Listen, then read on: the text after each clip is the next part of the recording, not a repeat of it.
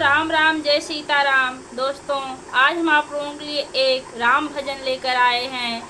आप लोग वीडियो को देखिए और प्यारा प्यारा कमेंट करके जय श्री राम जरूर लिख दीजिएगा। जिस भजन में राम का नाम नहीं, उस भजन को गाना ना चाहिए। जिस भजन में राम का नाम नहीं, उस भजन को गाना ना चाहिए।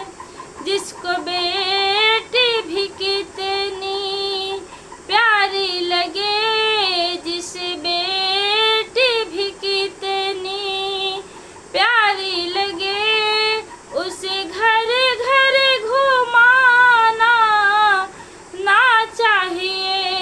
जिस भजन में राम का नाम नहीं, उस भजन को गाना ना चाहिए।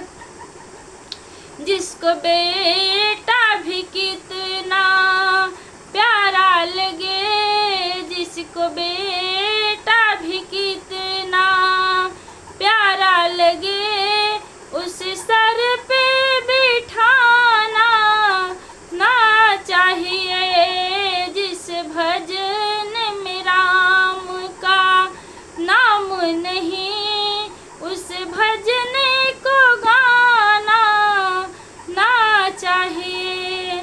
जिसको पत्नी भी कितनी प्यारी लगे, जिसको पत्नी भी कितनी प्यारी लगे, उस घर का बताना ना चाहिए। जिसको पत्नी